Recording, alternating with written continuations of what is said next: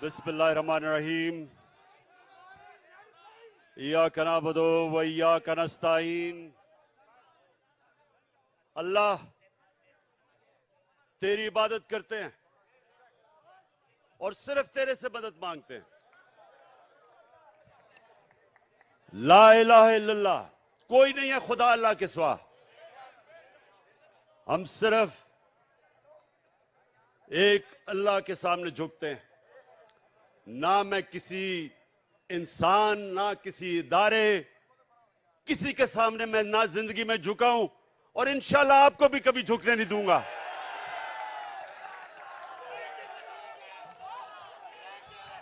अच्छा, अब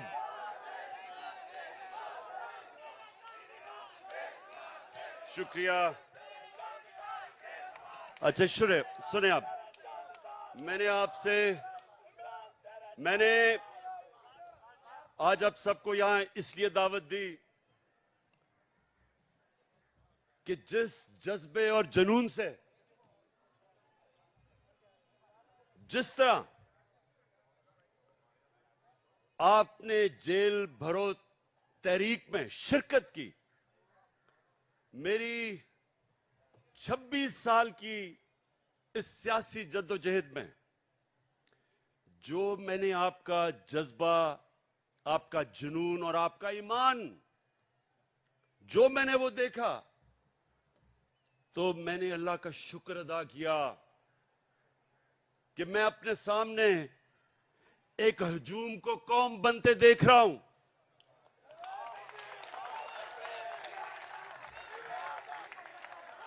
सुने थोड़ा मैं एक मिनट मैंने आपको यहां मेरी हौसला अफजाई के लिए नहीं बुलाया, मैंने तो आपका शुक्रिया अदा करना था। सुने जरा मेरी बात, सुने एक मिनट, सुने जरा। मैंने आपसे बड़ी अहम बात करनी है कि देखें, ये याद रखें कि जिधर पाकिस्तान को ये चोर और डाकू जिधर ये ले गए हैं, इसका सिर्फ एक कौम मुकाबला कर सकती है। इस वक्त का एक हजूम नहीं मुकाबला कर सकता। जब एक कौम फैसला कर लेती है कि जो भी हमारे सामने आए, जो रुकावट आए, हम दूर कर देंगे, उस कौम के सामने कोई खड़ा नहीं हो सकता। ये याद रखें कि हमारी जो कौम है, ये एक खास नारे पे बनी थी कि पाकिस्तान का मतलब क्या, और सारी कौम, सारे सूबों को पैगाम क्या था कि मेरा तेरा रिश्ता क्या। और ये नारा जो है, ये अल्लाह से जो वादा है, ये आजादी का नारा है। जब आप अल्लाह के सामने दावा करते हैं कि ऐ मौला, तेरे अलावा किसी के सामने मैं नहीं झुकूंगा, तो ये आपकी आजादी का दावा है। एक कौम जो गुलाम होती है वो कोई बड़े काम नहीं कर सकती, सिर्फ आजाद कौम ऊपर जा सकती है। जो मेरे नबी सल्लल्लाहु अलैहि वसल्लम ने मदीना की रियासत बना के साबित किया कि उन लोगों जिनकी कोई हैसियत नहीं थी, दुनिया की इमामत की उन्होंने। 2 सुपर पावर्स उनके सामने घुटने टेक गई, क्योंकि वो ला इलाहा इल्लल्लाह का मतलब समझ गए थे, उनके दिलों में चला गया था, वो आजाद हो गए थे। ये है हमारी जंग इस वक्त, आजादी की जंग, हकीकी आजादी की जंग।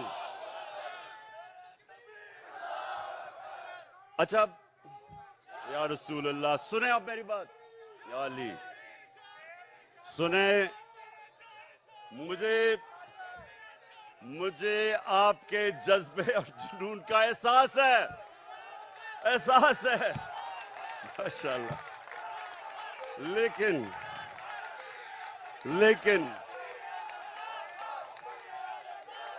लेकिन सुने जरा, सुने सुने, अच्छा सुने सुने सुने सुने, बस सुने, बस। अच्छा अब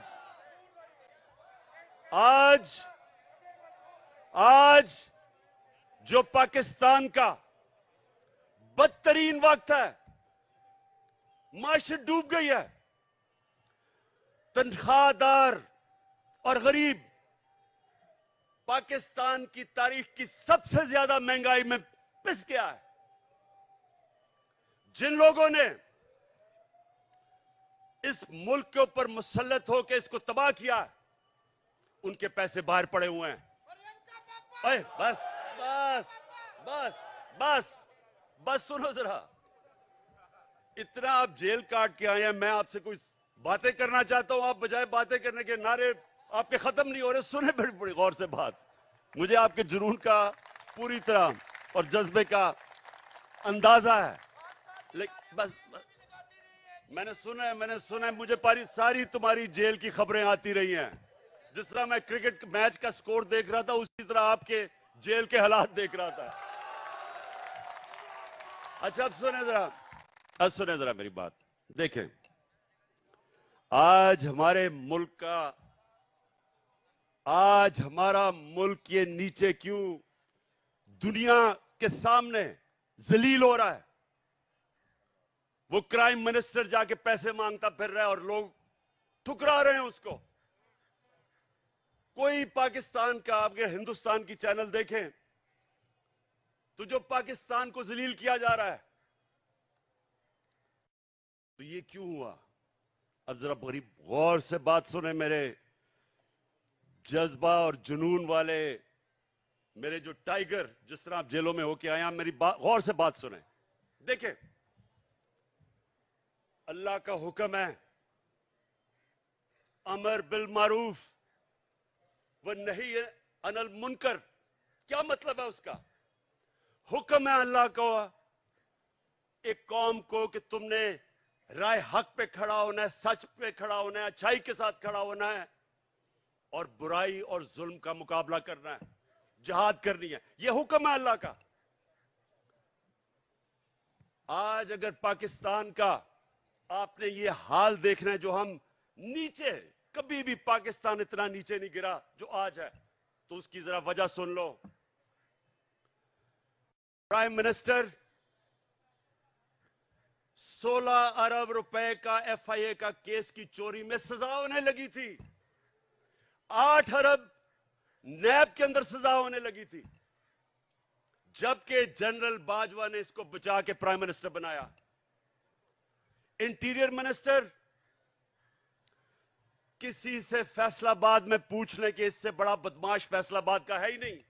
कोई जुर्म नहीं है जो इसने नहीं किया, अपना खुद कहता है। इनका अपना वजीर वो कहता है कि इसने 18 कत्ल किए हैं, लोग कहते हैं इससे बहुत ज्यादा कत्ल किए हैं इसने। जमीनों पे कब्जे, कातिल, वो बैठ गया इंटीरियर मिनिस्टर।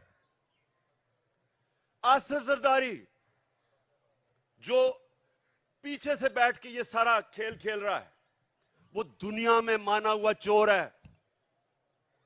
सिंध में जाके पूछें कि लोगों के ऊपर वो क्या जुल्म करता है, मुखालफिन को कत्ल।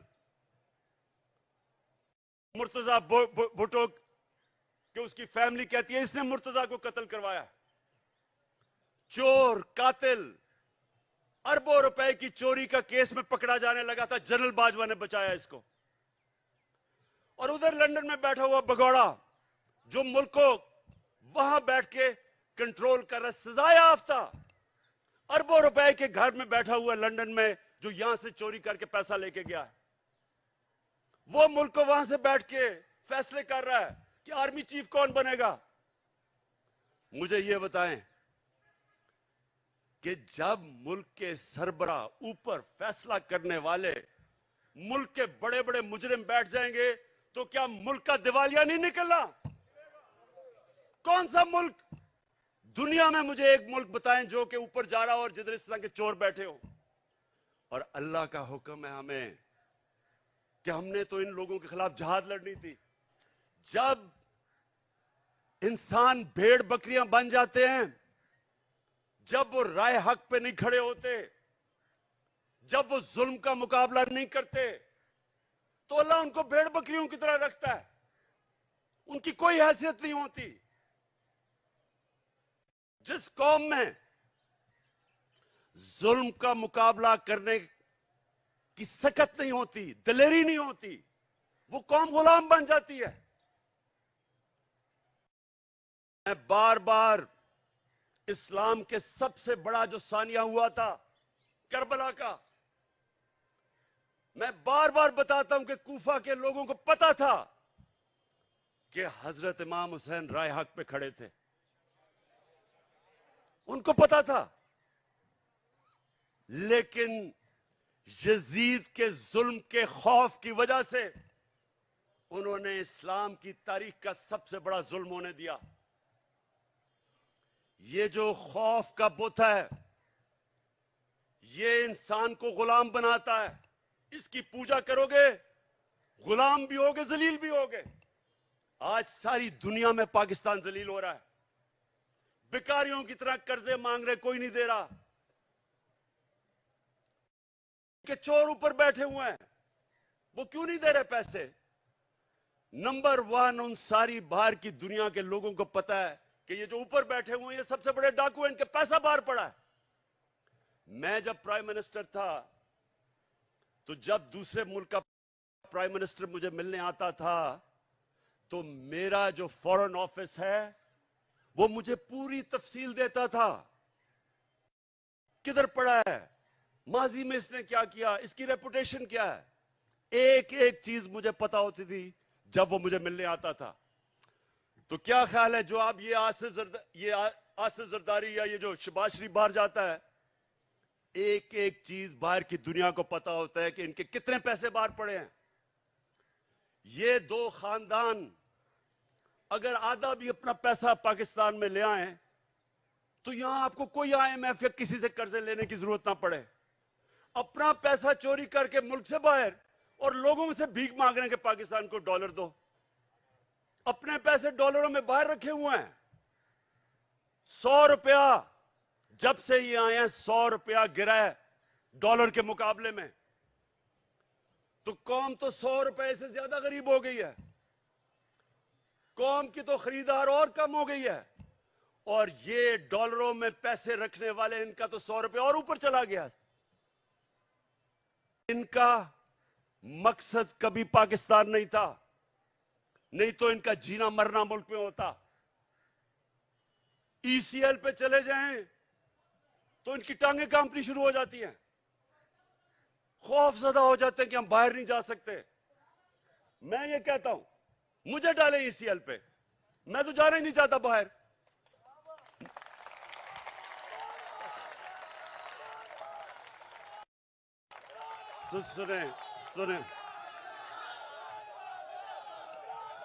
सुने जब एक मुल्क के ऊपर जराइम पेशा लोग बैठ जाएं और एक मुल्क का आर्मी चीफ साजिश करके उनको ऊपर बैठा दे और फिर कौम को डराए कि अगर आप कुछ करेंगे तो जेलों में डाल देंगे, आपके ऊपर केसेस कर देंगे, दिलवा के इन चोरों की गुलामी करवाए और कौम चुप करके ये गुलामी तस्लीम कर ले। वो मौलाना रूमी ने जो कहा था, उनसे पूछा कि कौम कैसे मरती है। मौलाना रूमी से पूछा कि इंसान तो हमें पता है कैसे मरता है, कौम कैसे मरती है। मौलाना रूमी ने कहा, जब एक कौम अच्छे और बुरे की तमीज खत्म करती है, कौम मर जाती है। ये हमारी मौत है, ये सुन लो पाकिस्तानियों, ये मौत है। ये चोर जो ऊपर बैठे हुए हैं आपके सामने, इनके ऊपर जो केसेस हुए हैं, केसेस इमरान खान ने नहीं बनाए। इनके केसेस, इनकी जब हुकूमतें थी 10 साल में, तब के केसेस बने हुए हैं। ये इसहाक डार नून लीग की हुकूमत में बाहर भागा था। नवाज शरीफ के दो बेटे नून लीग की हुकूमत में बाहर भागे थे। मैंने केसेस नहीं बनाए थे। मरियम जो पकड़ी गई पैनमा के अंदर, वो तो इंटरनेशनल इंकशाफ हुआ था, जिधर पता चला कि अरबों रुपए के 4 मेफेयर के लंदन के सबसे अमीर महंगे इलाके में इसके नाम पे निकले। और इसके भाई ने टीवी पे जाके तस्लीम किया कि अल्हम्दुलिल्लाह ये मरियम नवाज के फ्लैट है। आज तक एक रसीद नहीं बता सके कि पैसा किधर से आया है, क्योंकि चोरी का पैसा था। वो फिर रही है जिस तरह के कोई मलका एलिजाबेथ फिर रही है पाकिस्तान में, हर जगह कभी एक तक। और ये जुल्म देखें, उसको पूरा तरह पुलिस का प्रोटोकॉल, पंजाब की हुकूमत टैक्स के पैसे के ऊपर उसकी मदद, उसके लिए ठहराना चलाना, जलसे करना। और जो साबिक वजीर आजम, एक कातलाना हमला हो चुका है, मुझे पता है कि इन्होंने किया। वो लोग जो आज सारे पावर में बैठे हैं, राना सनाउल्लाह, शहबाज शरीफ और ये जो डर्टी हैरी जिसको मैं कहता हूं, अपनी एजेंसी का आदमी मुझे कत्ल कर रहा है। वो अभी भी इख्तिदार में बैठे हैं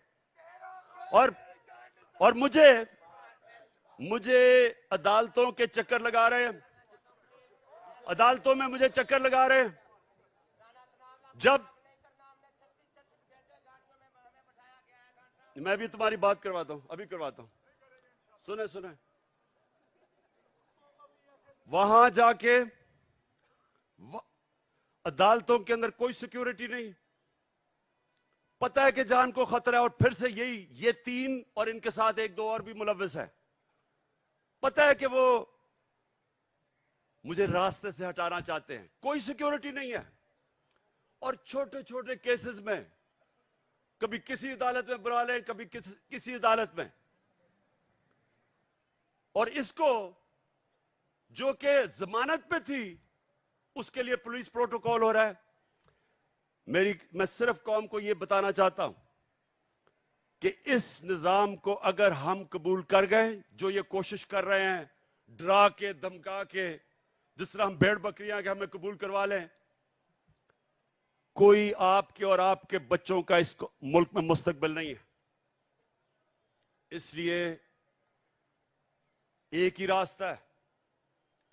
हमारी कौम, मैं अपनी सारी कौम को आज कहता हूं कि ये जो जेल भरो तहरीक, ये सिर्फ लोगों के खौफ दूर करने थे कि हमें कोई जेलों से फिक्र नहीं। और मुझे पता है, वो बिल्कुल नौजवान ठीक कह रहा है कि जानवरों की तरह इन्होंने हमारे लोगों को रखा।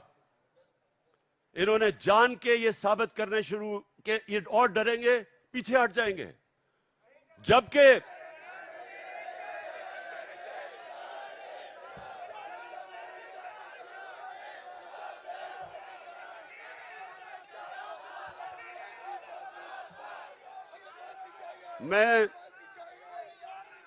मैं देख रहा था कि हर शहर में ज्यादा लोग निकलना शुरू हो गए जेलों के लिए। यानी जैसे जैसे तहरीक बढ़ रही थी और ज्यादा लोग जेलों के लिए तैयार हो गए। और मैं एक दिन देख रहा था कि किस तरफ जा रहा है। मैंने कॉल देनी थी सारे पाकिस्तान को कि एक दिन सारा पाकिस्तान निकले और जेलों में जाए, ताकि इनकी सारी खत्म कर दो।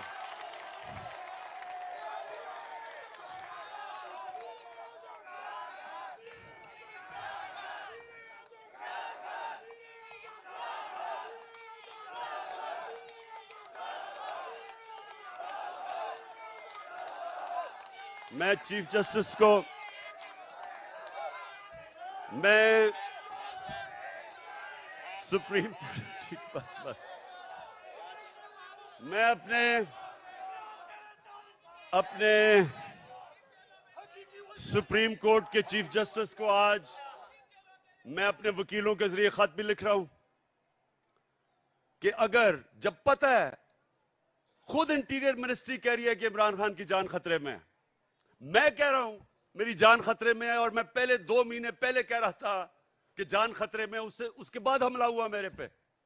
मैंने पहले पेशन गोई कर दी थी क्या करना है इन्होंने।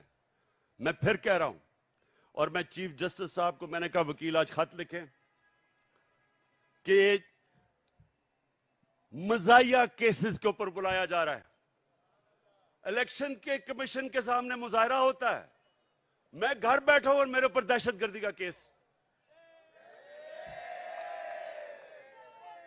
तोशाखाना का केस, मैं तो कहता हूं आज कि जब भी तोशाखाना का केस मेरा सुना जाए, पब्लिक हियरिंग हो, टीवी के ऊपर सारी कौम को पता चले कि वो केस क्या है। कौम को पता चले कि क्या मजाक हो रहा है इस मुल्क से, कि जिन्होंने डाका मारा तोशाखाना के ऊपर जरदारी और नवाज शरीफ ने, उनके केसेस खत्म कर दिए हैं। और जिसने, और इंशाल्लाह ओपन हियरिंग हो, सारी कौम के सामने पता चले तोशाखाना केस क्या है। मैं चैलेंज करता हूं कि सारों के केसेस देखें और अगर किसी ने कोई भी गैर कानूनी चीज तोशाखाना में ने की, उसका नाम इमरान खान निकलेगा। और मैं चीफ जस्टिस को हम ये खत लिखेंगे मेरे वकीलों के जरिए कि जब पता है कि मेरी जान खतरे में है, लाहौर हाई कोर्ट गया और इस्लामाबाद गया, कोई सिक्योरिटी नहीं थी। और जबकि जिसने मुझे गोलियां मारी वो नवीद जो है, क्योंकि उसकी जान खतरे में है, उसको वीडियो कॉन्फ्रेंस के ऊपर उसे अदालत में वो बात करता है। तो ये तो ऐसा है कि जिन्होंने तहफ्फुज देना है, खतरा उन्हीं से ही है। जिसने, अब ये राना सनाउल्लाह जैसा गुंडा कभी ये किसी को तहफ्फुज दे सकता है क्या? ये शहबाज शरीफ जिसने शहबाज शरीफ जिसके ऊपर रिपोर्ट है कि पुलिस मुकाबले में इसने कितने लोग मरवाए हैं, आबिद बॉक्सर ने टीवी के ऊपर आके कहा कि मुझे यह हुक्म करता था लोगों को मारने के लिए। मॉडल टाउन में इन दोनों ने सबके सामने टीवी के ऊपर नहते लोगों के ऊपर गोलियां चला के 14 लोगों को कत्ल किया और 60-70 लोगों को गोलियां लगी। इन लोगों ने तहफ्फुज देना है।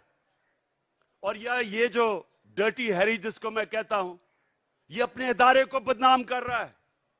ये एक ऐसा आदमी है जो साइकोपैथ है, ये नॉर्मल आदमी नहीं है, ये हैवान है। जिस तरह का इसने आजम स्वाति से किया कि उसको नंगा करके जब तशद्दुद कर रहे थे तो रिकॉर्ड कर रहा था और सुन रहा था। ये वो आदमी है, बच्चों को पकड़ के, सोशल मीडिया के बच्चों को जो इससे किया है, जो शहबाज गिल से किया है, उल्टा लटका के उससे जो किया है, इन्होंने सोशल मीडिया के लोगों के ऊपर जो जुल्म किया, सहाफियों से किया, जो अरशद शरीफ से किया। अब लोगों को पकड़ पकड़ के वो जो जावेद बेचारा चौकीदार, उसको उठा के ले गए, उसको नंगा किया, उल्टा लटकाया। एक तो ये साइकोपैथ, नंगा करने का इसको बड़ा शौक है, ये नॉर्मल नहीं है, इसका ज़हनी तवाजुन ठीक नहीं है। नंगा करके फिर उसको एक चरपाई के साथ बांधा, कुत्ते की तरह उसको जंजीर बांध के चरपाई के साथ 3 दिन बांधा। कौन करता है अपने लोगों से ऐसे? इदारे को ये बदनाम कर रहा है और ये लोगों ने मेरी हिफाजत करनी है। खतरा ही इन लोगों से है। और इसलिए मैं चीफ जस्टिस को कह रहा हूं कि जब नवाज शरीफ जेल में था तो हमें हुक्म आया, मैं प्राइम मिनिस्टर था, कि अगर इसको जेल में कुछ हुआ तो आप जिम्मेदार हैं, हम जिम्मेदार हैं। तो मुझे तो खतरा ही उन लोगों से है। और मुझे कभी उधर जा रहा हूं, कभी किसी अदालत में, तो मैं आज चीफ जस्टिस साहब को इसके ऊपर लिखूंगा कि कौन जिम्मेदार है कि जब बार बार मुझे ये जाली केसेस पे बुला रहे हैं। और जब भी मेरा केस हो, और मैं चाहता हूं कि सारी कौम के सामने आए कि इमरान खान के ऊपर कौन से केसेस है, ताकि पता तो चले कि ये डाकुओं के अरबों रुपए के केसेस, हर किस्म का जुर्म किया है, वो माफ हो रहे हैं। और 74 केसेस मेरे ऊपर बना चुके हैं अब तक, और मेरे लोगों के ऊपर, हर के ऊपर, आजम स्वाति के ऊपर 30 केस, शहबाज गिल एक केस खत्म होता दूसरा केस। क्या जुर्म है इनका? क्या ये आजम स्वाति का जुर्म था कि उसने कहा कि NRO 2 जनरल बाजवा ने दिया इस पे किसी को कोई शक है? किसी को शक है?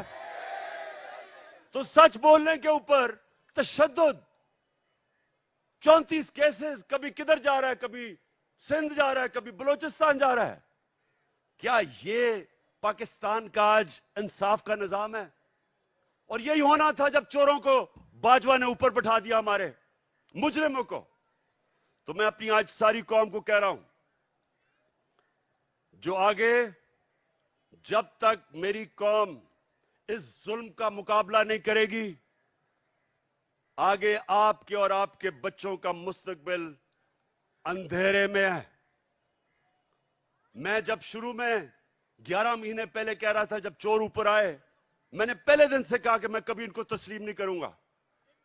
मैंने तब कहा था, मैं आज भी कह रहा हूं कि अगर मेरी कौम इनके खिलाफ ना खड़ी हुई, अगर हमने इनके सामने ना खड़े हुए, कोई मुस्तकबिल नहीं है इस मुल्क का। 8 लाख सबसे पढ़े लिखे लोग, प्रोफेशनल्स, पिछले चंद महीने में मुल्क छोड़ के चले गए हैं। कौम मुल्क से मायूस हो गए हैं, उम्मीद खत्म हो गई है। और क्यों ना हो, किसी मुल्क के ऊपर इन मुजरिमों को बिठा दो। मैं चैलेंज करता हूं, इन मुजरिमों को कल बरतानिया के ऊपर बिठा दो, उसका दिवालिया निकाल देंगे।